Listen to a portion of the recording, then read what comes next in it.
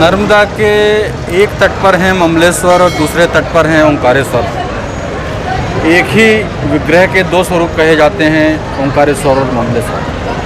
तो हम झूला पुल को पार करके आ गए हैं ओंकारेश्वर के दर्शन करने, और यहाँ से वापस इसी झूला पुल से जाएंगे और दर्शन करेंगे ममलेश्वर के।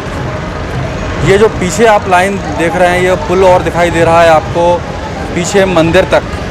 1.5 से 2 घंटे लगेंगे जहाँ 1.5 से 2 घंटे लगने की पूरी संभावना है दर्शनों के लिए ओंकारेश्वर ज्योतिर्लिंग की। अभी हमने कुबेर भंडारी महादेव के दर्शन किए। कहा जाता है ये भगवान कुबेर ने स्थापना की थी महादेव की, और यहीं से हम नर्मदा द्वार माँ नर्मदा के तट पर चल रहे हैं। बहुत खूबसूरत नज़ारा लग रहा है नर्मदा तट का। और ये आप सामने देख रहे हैं ओंकारेश्वर बांध। अभी तो सारे गेट बंद हैं, किंतु जब ये गेट खुलते होंगे इस बांध के, कितना खूबसूरत नज़ारा होता होगा, आप अंदाज़ा लगा सकते हैं। आप आनंद लीजिए नर्मदा तट के खूबसूरत नज़ारों के, और साथ ही मैं आपको सुनाता हूँ ओंकारेश्वर ज्योतिर्लिंग की कथा। 2 कथाएं पुराणों में आती है, अलग अलग कथाएं हैं। मैं आपको दोनों कथाओं से अवगत कराने जा रहा हूँ। ओंकारेश्वर ज्योतिर्लिंग की पहली कथा विंध्याचल पर्वत से जुड़ी हुई है। एक बार देव ऋषि नारद विचरण करते करते विंध्याचल पर्वत पर पहुँचे। विंध्याचल पर्वत ने देव ऋषि नारद का स्वागत सत्कार किया, सम्मान किया, और बातों बातों के दौरान अपनी खुद की बड़ाई करने लगा। मैं इतना बड़ा हूँ, मेरे पास ये है, मेरे पास वो है, मैं बहुत वैभवशाली हूँ।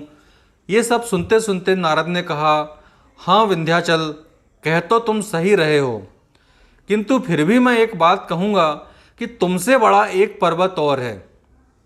कौन सा पर्वत? तो नारद जी बोले कि सुमेरु पर्वत। सुमेरु पर्वत तुमसे बड़ा है, तुमसे ऊंचा है, तुम उसके सामने कुछ भी नहीं लगते हो। यह बात विंध्याचल पर्वत को चुभ गई। नारद जी तो यह कहकर चले गए। विंध्याचल पर्वत ने सोचा, अब मैं सुमेरु पर्वत से भी बड़ा होकर बताऊंगा। विंध्याचल ने भगवान शिव की तपस्या करना प्रारंभ किया, घोर तपस्या की। भगवान शिव प्रसन्न हुए और भगवान ने कहा कि मांगो, क्या वर मांगते हो? विंध्याचल ने कहा, मैं सबसे ऊंचा पर्वत बनना चाहता हूँ, मुझे ऐसा वरदान दें कि मैं अपने आकार को जितना चाहूँ उतना बढ़ा लूँ। भगवान शिव ने कहा, तथास्तु। और विंध्याचल पर्वत अपना आकार बढ़ाने लगा। उसी समय बहुत सारे ऋषि मुनि वहाँ पहुँच गए। सभी ने भगवान शंकर की भांति भांति स्तुति की, प्रार्थना की, और भगवान शंकर से आग्रह किया कि हे महादेव, आप यहीं विंध्याचल पर्वत पर निवास कीजिए।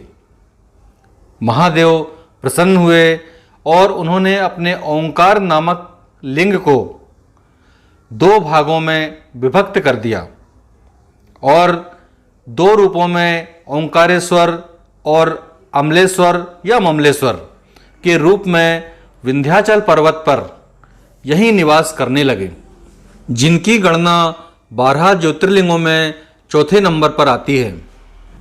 इधर भगवान शंकर से वरदान पाकर विंध्याचल ने अपना आकार बढ़ाना शुरू कर दिया। उसके बढ़ते हुए आकार को देखकर देवगण चिंतित हो गए, क्योंकि उसने इतना आकार बढ़ा लिया था अपना कि सूर्य देव का प्रकाश दूसरी दिशा में नहीं जा पा रहा था विंध्याचल पर्वत के आकार बढ़ा लेने के कारण। देवगण चिंतित हुए, सोचा क्या करना चाहिए। फिर उन्होंने अगस्त ऋषि, जो विंध्याचल के गुरु हैं, उन्हें भेजा और उन्हें सारी समस्या बताई और कहा कि भगवान, इस तरह तो प्रलय आ जाएगा, आधी प्रकृति जीवन रहित हो जाएगी, आप कृपा करके विंध्याचल को समझाइए। तो उन्होंने कहा ठीक है, मैं जाता हूँ।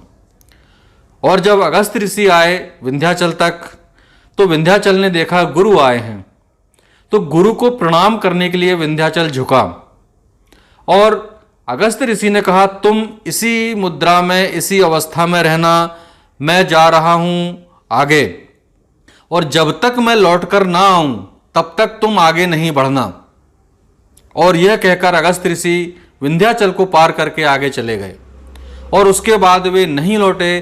तब से विंध्याचल पर्वत उसी अवस्था में है। विंध्याचल ने बढ़ना बंद कर दिया गुरु के सम्मान में। गुरु ने कहा था कि तुम्हें अब नहीं बढ़ना है, अभी मेरे लौटने तक ऐसे ही रहना। तब से विंध्याचल पर्वत भी वहीं है और विंध्याचल पर्वत पर ओंकारेश्वर और ममलेश्वर के रूप में, दो विग्रह के रूप में शिवलिंग विराजमान हैं।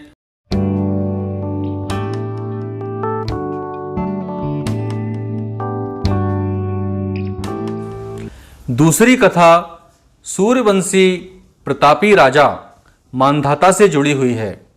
एक बार राजा मांधाता ने विंध्याचल पर्वत पर भगवान शंकर की कड़ी तपस्या की, बहुत कठिन तपस्या की। भगवान शंकर को प्रसन्न किया। भगवान शंकर ने प्रसन्न होकर पूछा, क्या चाहिए तुम्हें? राजा मांधाता ने कहा, हे ईश्वर, हे भगवान, आप यहीं निवास कीजिए, ऐसी मेरी इच्छा है। भगवान शंकर ने मांधाता के आग्रह पर यहाँ ओंकार नामक अपने शिवलिंग को दो रूपों में विभक्त कर दिया और ओंकारेश्वर और ममलेश्वर या अमलेश्वर दो रूपों में यहाँ स्थित हो गए, यहाँ विराजमान हो गए।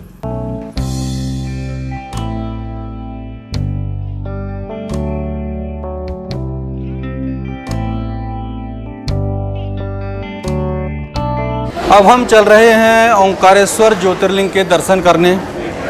लगभग 500 मीटर की दूरी पर स्थित है ओंकारेश्वर ज्योतिर्लिंग, जहां हम अब चल रहे हैं भगवान ओंकारेश्वर के दर्शन करने। हर हर महादेव शंभू।